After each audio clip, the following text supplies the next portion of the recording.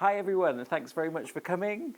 My name is Matt and I'm one of the festival team here at Moving Parts 2024. Very excited that you're all here and delighted to welcome Raven Kaliana. Please join me in welcoming her. So for those who don't know, Raven is doing the making course here. So every year we have different makers, and please come to the front, Mark. Why not? These are the last of the seats. So Raven is doing the 6-day making course, and I can see some of the participants here today. So that will be exciting to talk about some of making practice. But also, Raven has a really exciting activist background as well. So I wondered, Raven, if we could start. The internet is too slow for video. Okay. So it'll just be a talking thing, and I have a couple of puppets here, but yes. Yeah. And also you can look me up as well. It's just ravenkaliana.com. Yes. ravenkaliana.com. Yes. So why don't you start by letting us know a little bit about your performing practice alongside your activist practice and how the two relate for you as a puppeteer and as a maker as well. Okay, well that's a little complicated, but so yes, I write and I direct and I perform and I make puppets. I think it was just when I was a bit younger, I used to do all those things separately, and then when I found puppetry, I was like, oh, all of this goes together, and I was so excited.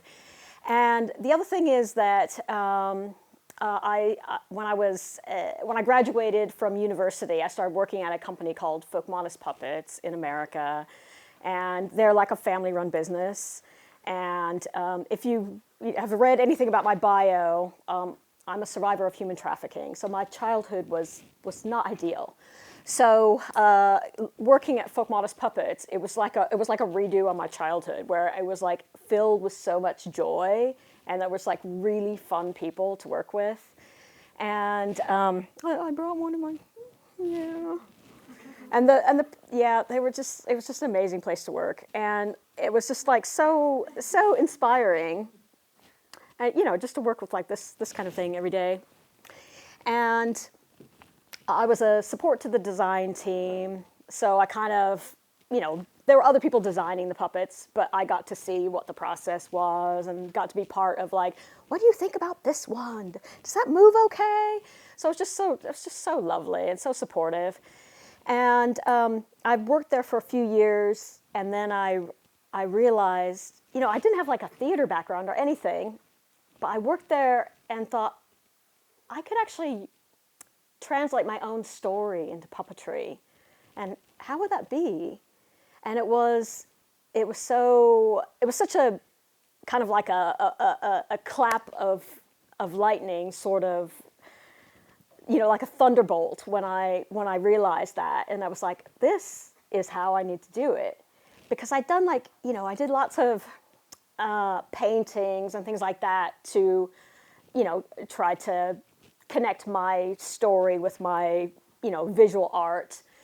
But I really wanted to communicate with a lot of people, because I knew it wasn't like just about me, that it was a social issue, and that so many people needed to start to change their minds about what this issue is, and start to realize that, individually and collectively we can do things to change this, and that we are not as helpless as we feel like we are. And so it took me many years to gather all the different skills, put together all the different skills, to learn to be a puppetry director and to actually write the Hooray for Hollywood script. I wrote a draft of the script before I left California, and I showed it to a puppet dramaturg. And he was like, oh my God, this story must be told. This is so important.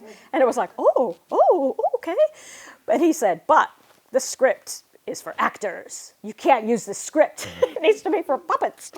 And so I was like, oh, okay, well, I don't know how to do that, because I wasn't taking puppetry script writing. I was just taking regular script writing, and it was really quite different. And so I got into Royal Central School of Speech and Drama in London and did a master's in collaborative theatre. It's a advanced theatre practice, but really it's collaborative theatre.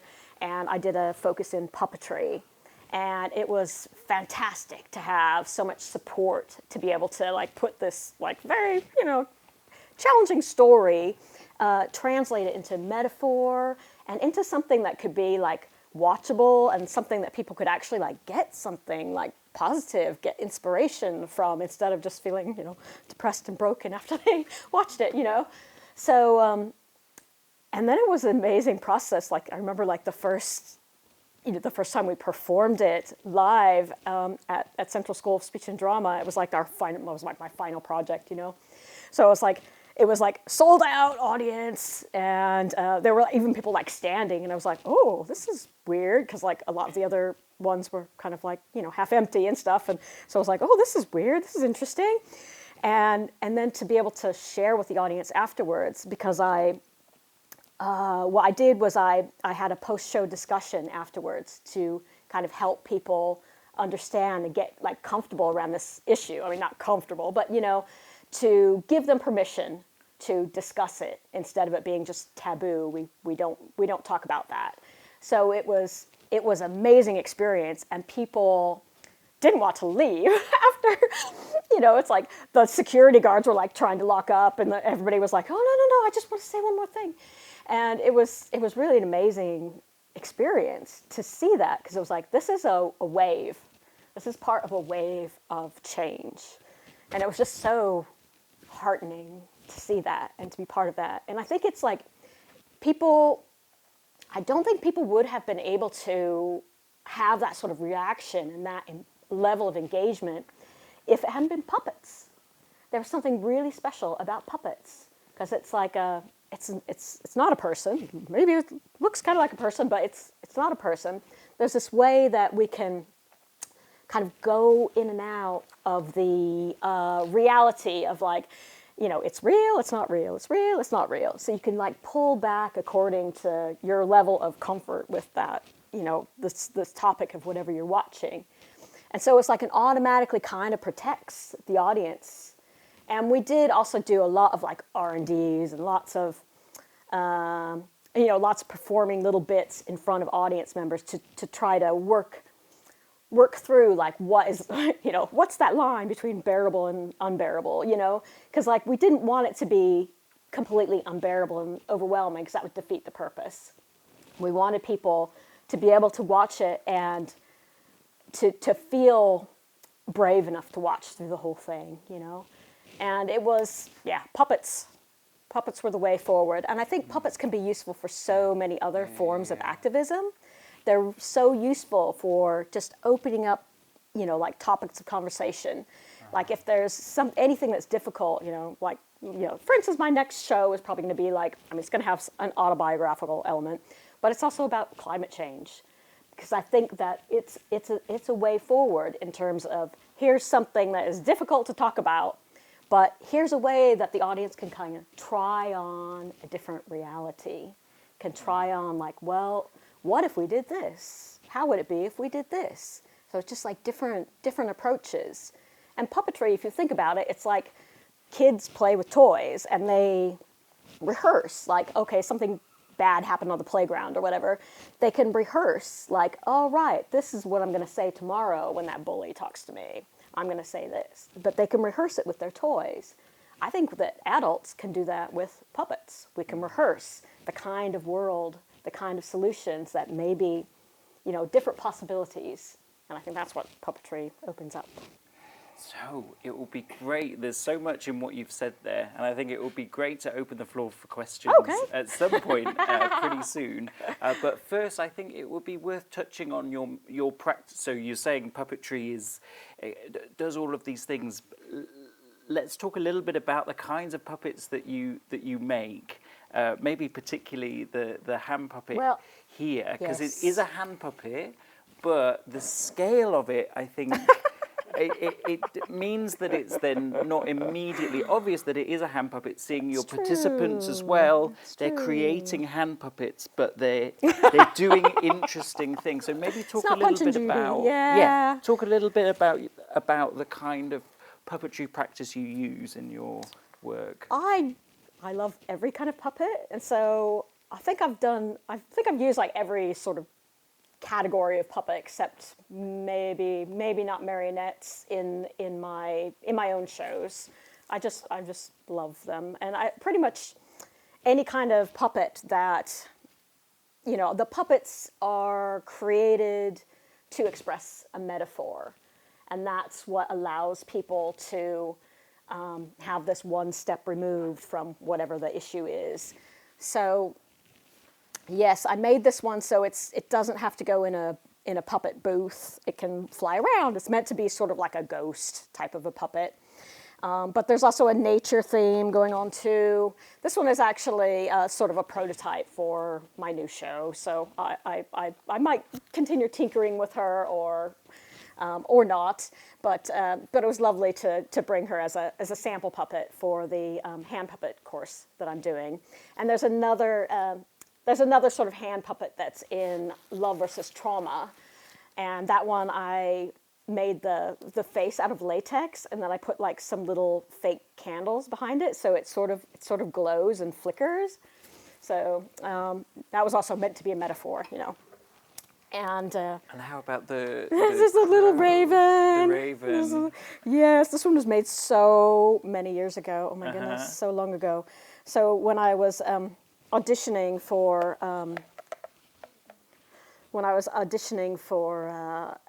Royal Central School of Speech and Drama, this was my like in the video that I made.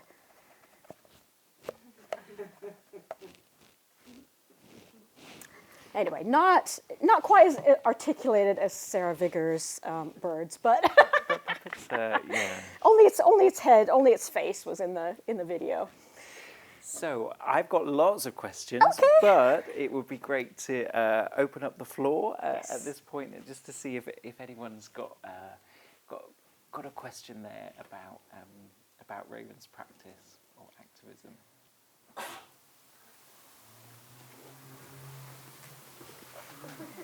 Okay, well, keep thinking. Oh, do you have a question? My brain went completely dead. Oh, all right. You're welcome. Fantastic. Oh, yay. Less of a question. Could you talk a bit more about writing puppetry?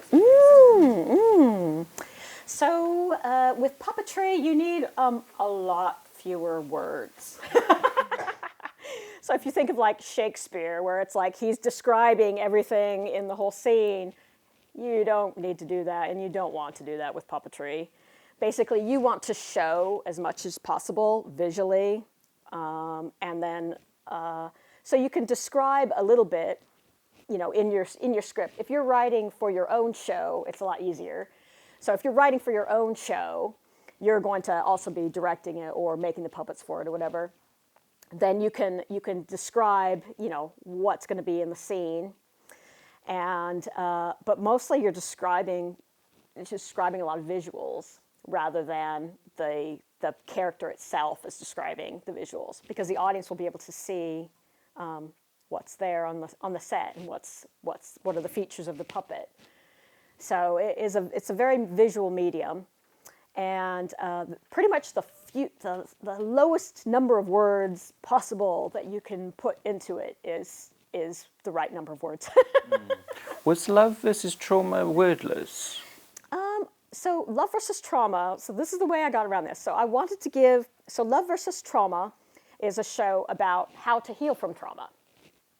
And afterwards I would have a question and answer session, and I would discuss kind of like how to heal from personal trauma, how to heal as a society. And it was a really fantastic discussion. And so the way I wanted to communicate a lot about that process through the play. And so what I did was I wrote lyrics, and I wrote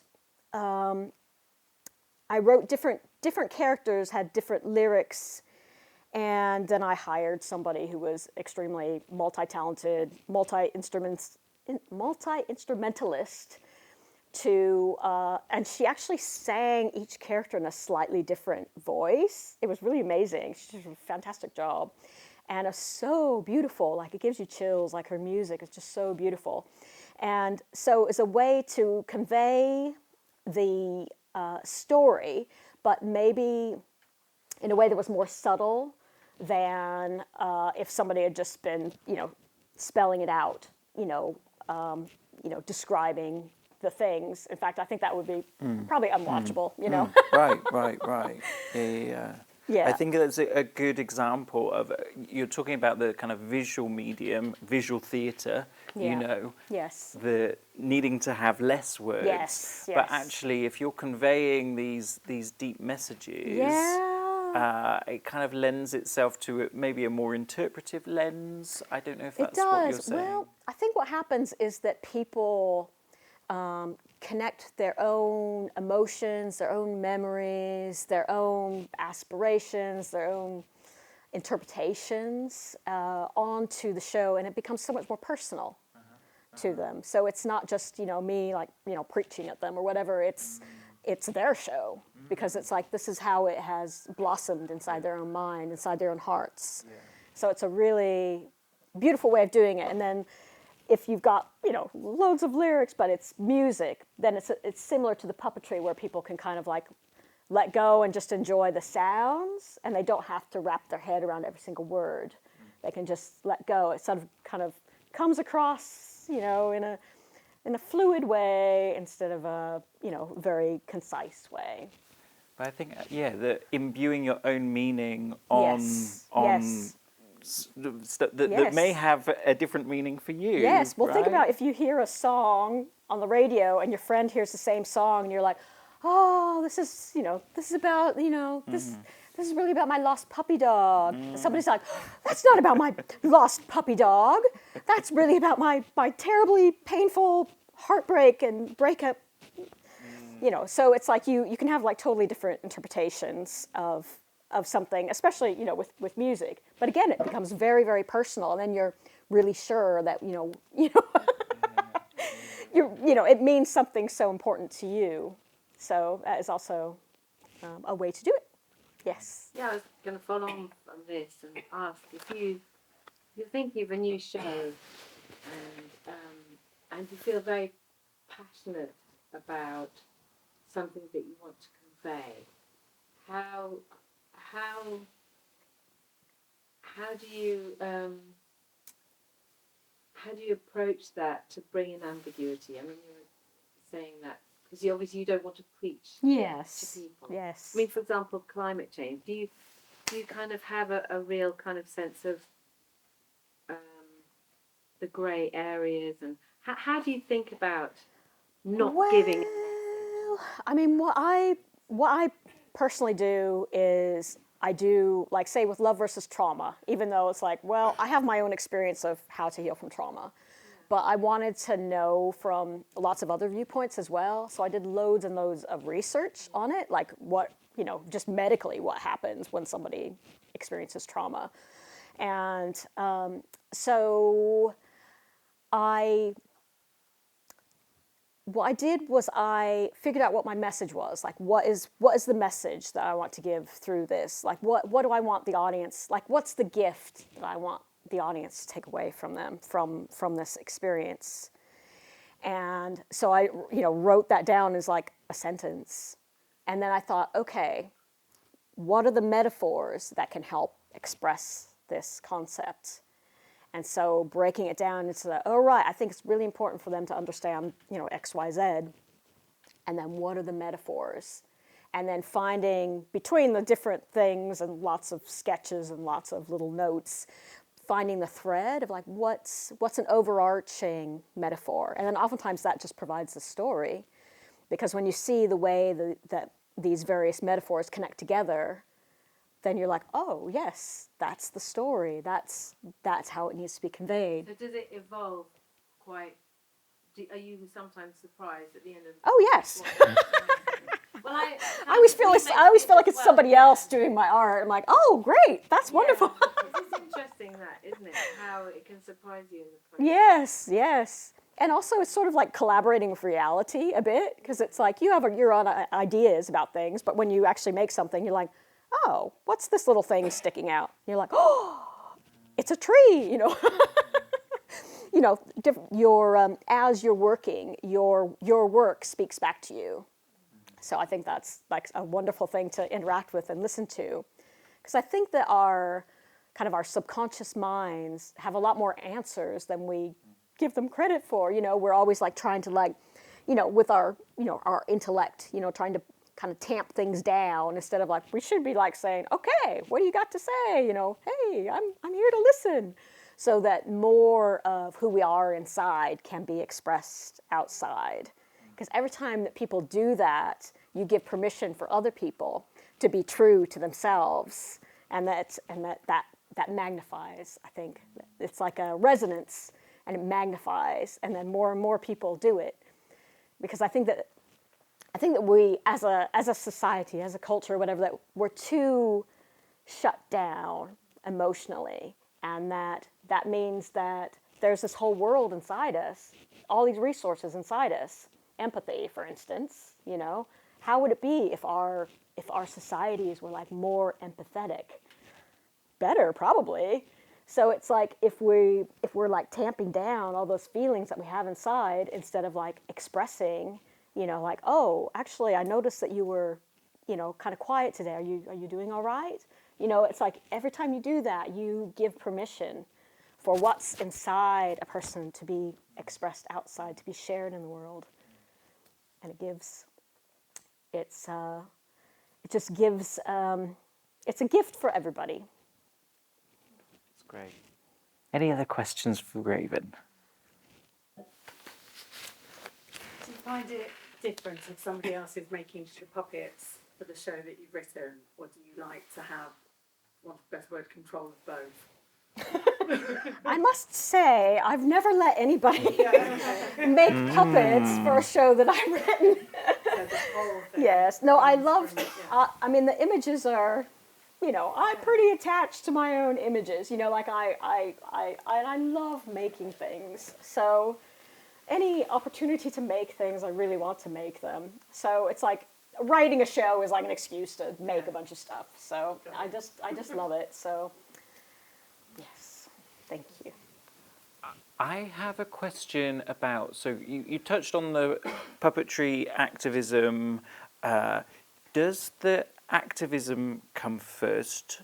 Do you always think your work will have an activist element to it? But also as an extension on that, I think that's taken your puppetry to places where you might not see puppetry. So I wondered if you could speak a bit to that as well. Could you say the first part of your question? So the first part of the question, is it always, do you think your work will always yes. have an activist angle to it? Well, I mean, my own plays and my own films will always have some activist element to them, because it's very meaningful to me to be able to use my voice in that way. However, I have done loads of work on other projects, like, you know, freelance puppet making, for instance, where it's like, you know, Peter Pan, or, you know, it's like, you know, it's something that, you know, I don't feel personally invested in, but I love making the puppet, you know.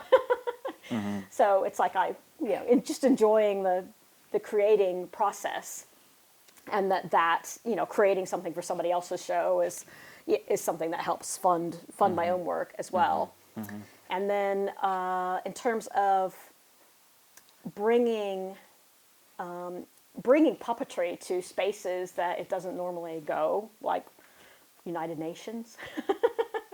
So it's like my show, Hooray for Hollywood, I brought it to United Nations in Geneva, and then a few months later, I brought it to the Commission on the Status of Women in New York. And in putting my story out there, there was like loads and loads of press about my work. So it's like The Guardian and New York Times and BBC. And so it was a way I saw it as a way to communicate with a lot of people at once about the issue. And I've also just, brought my show to like police conferences and prosecutors events, journalists conferences. Most of that was like my film. So Hooray for Hollywood, the film version of that on human trafficking. That's the one that I've brought to a lot of places, and I always like paired it with a talk so that people aren't like alone with that topic. Because the point of doing it was that we're not alone and that together we can change things. So I don't have it just freely available online for anybody to watch, but I do it as part of a presentation. And also so that people can see, it's like, okay, here's this thing I imagined to be just, too terrible for words, and yet here's somebody who's lived through it and has a good life, So it's like, it's nice to be able to demonstrate to people that it's, that someone doesn't have to remain a victim, that if you start, working to heal yourself, you can call yourself a survivor, and that your past doesn't have to dominate your future, And there's a relationship there between puppetry and film that you're kind of articulating, of like a film that's just available online, but actually, no, this is a performance. Yeah. This is a film that's needs to be contextualized within a kind of wider. So I don't know if there's something you have to say there about the relationship between puppetry and live performance. Well, I mean, I do love live performance. I love performing. I just love puppetry. It's like, picking something up and then it's alive. It's just such a wonderful feeling. But and then that connection with the audience as well. It's just so like, wonderful. And I would say that the film, though, like say, I sent Hooray for Hollywood to the Charleville Puppet Festival in, I think it was 2011. And we sent 9 people there, and I didn't even get to go. So it was like not, because I was having some visa issues at the time. And so I had to stay in the UK. I was like grounded. And then my whole company got to go to France and have fun at the Puppet Festival, and I was stuck at home. But it was 9 people that I had to like arrange all their schedules and their accommodation and their transport and just so much coordination. And even though like all those shows like sold out at Charleville, and so that was great to hear that. But I was still stuck at home. And then when I made Hooray for Hollywood into a film, then it could just go into so many other spaces. And then when I decided that it needed to be with me, because it's autobiographical. So it's like, I just would feel so awful if somebody else decided to use it in their training, or if somebody like decided to use it in like a comedy routine or a video, or how people like, take little clips, and it's like, I just needed my story to remain my story and not be, kind of changed by other people. Can I just ask that, because I don't know. Yes. Is it a filmed version of your performance? I did write a separate script for it, and just acknowledging that film as a different medium so it is an entirely different script, but visually it's quite similar. Yeah, so it has like the same story, and I would say the biggest thing was just we were able to like, make the set changes really quick. We are out of time. Okay. Raven, thank you so much. All right, Please join me in thank you. thanking her. Thank you so much.